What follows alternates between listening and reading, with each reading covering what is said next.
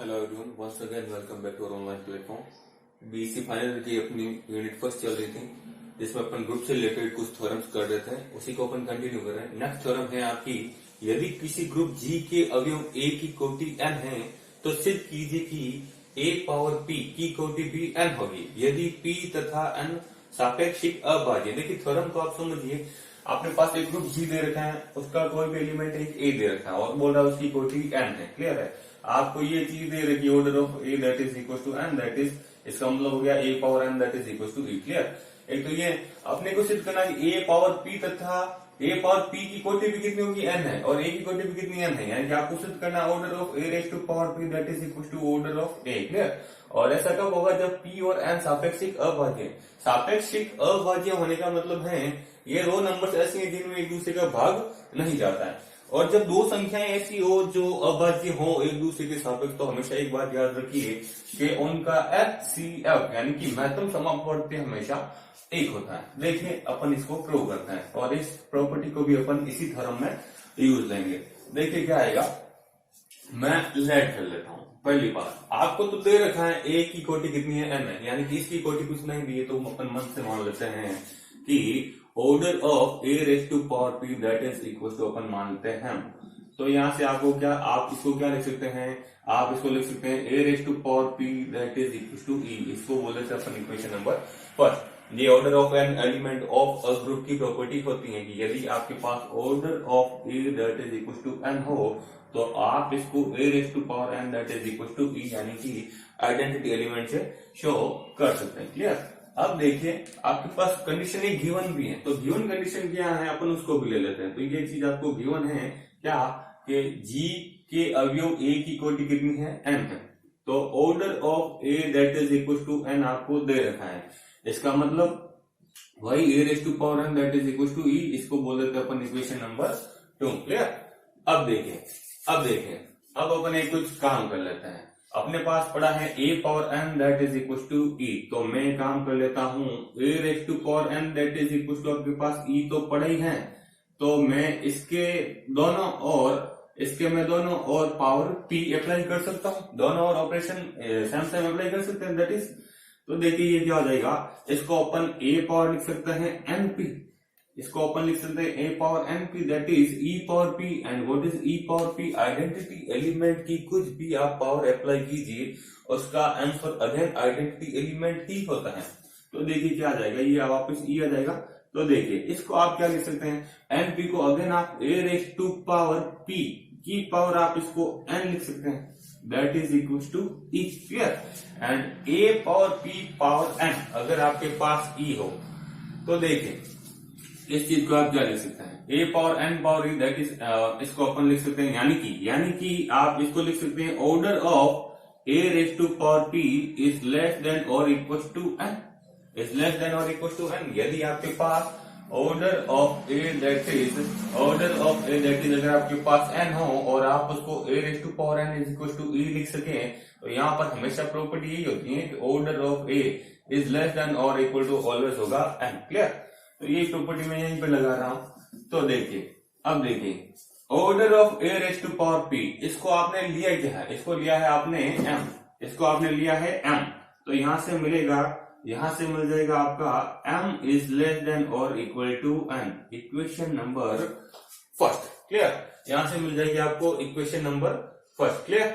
अब देखिए अब अपन एक काम कर रहे हैं कि सिंस देयर एग्जिस्ट, अब देखिए क्योंकि अपने पास p और q क्या है, दो एस p और n, दो ऐसी नंबर्स हैं जो सापेक्षिक अभाज्य हैं।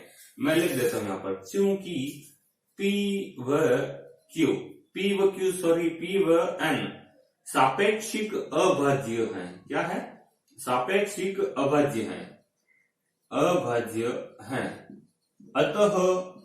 अतः इनका HCF अभी मैंने बताया था कितना होगा, 1 होगा। अतः इनका HCF 1 होगा। क्लियर? P और N दो सापेक्षिक अभाज्य संख्याएं ऐसी है कि वो एक दूसरे से डिवाइडेड नहीं होगी, और डिवाइडेड नहीं होगी सापेक्षिक अभाज्य, तो इस केस में हमेशा उन दोनों संख्याओं का HCF कितना होता है, 1 होता है। क्लियर? तो देखिए then since there exist two numbers अपन मान लेते हैं, तो इस केस में इसको बोलते हैं देयर एग्जिस्ट का साइन। क्लियर? तो दो संख्या, एक मान लेते हैं p और एक मान लेते हैं q, which is belongs to our z, यानी कि पूर्णांक।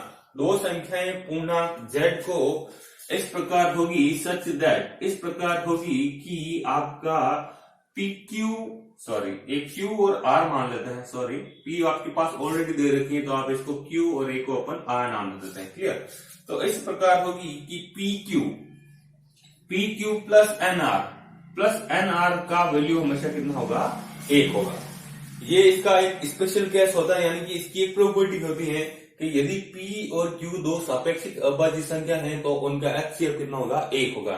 और अगर ऐसा होता है तो अगर कोई भी दो नंबर अपन मन से लेट कर ले जो कि आपकी पूर्णांक हो, तो उन दो नंबर्स का मल्टीपल डिस्ट्रीब्यूटिव लॉ के लिए, यानी कि PQ प्लस NR के लिए हमेशा कितना होगा? 1 होगा, क्योंकि HCF कितना होता है उनका? हमेशा 1 होता है। क्लियर?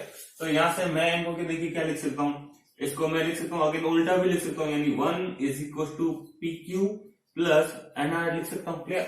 इनको वापस मैं a की पावर के लिए अप्लाई कर सकता हूं, यानी कि दोनों तरफ a की पावर लगा सकता हूं, तो a रेज़ टू पावर हो जाएगा PQ प्लस NR। क्लियर? अब देखिए, अब अपन फिर से काम कर लेते हैं, क्या कर लेते हैं, ये पड़ा है आपके पास a raise to power 1 that is equal to a। Clear? तो देखिए क्या मिलेगा, यहां से आपको मिलने वाला है a की पावर PQ प्लस NR है, तो मैं इसको लिख सकता हूं a power PQ into a power NR।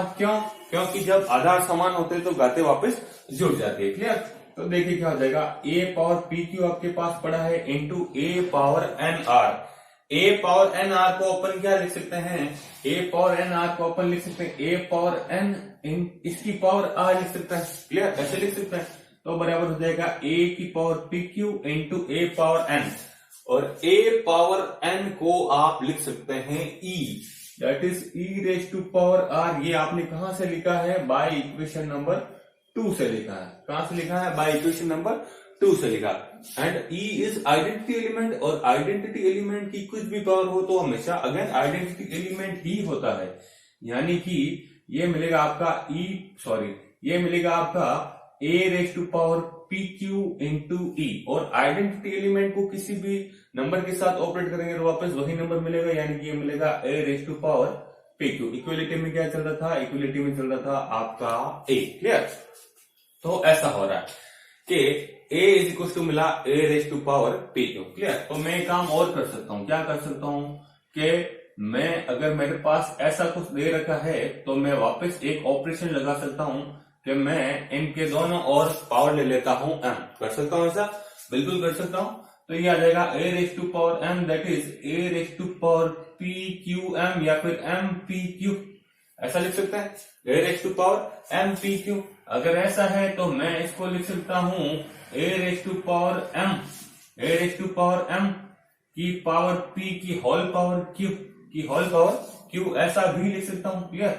ऐसा भी लिख सकता हूं। तो a पावर m आपके पास क्या है? a पावर m आपके पास है, a पावर m क्या होगी आपके पास? e हो जाएगी। Clear? a power m that is equal to e।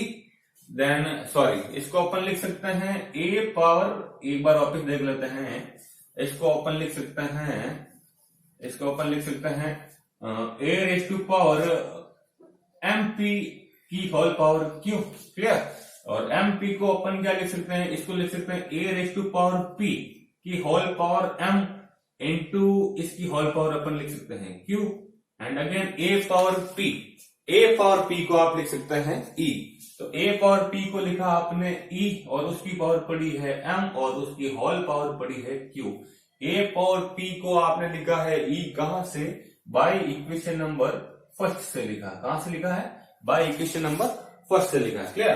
तो देखिए क्या हो जाएगा, e power m, identity element की कुछ भी पावर हो अगेन आइडेंटिटी एलिमेंट ही होता है, तो ये मिलेगा e और उसकी होल पावर q।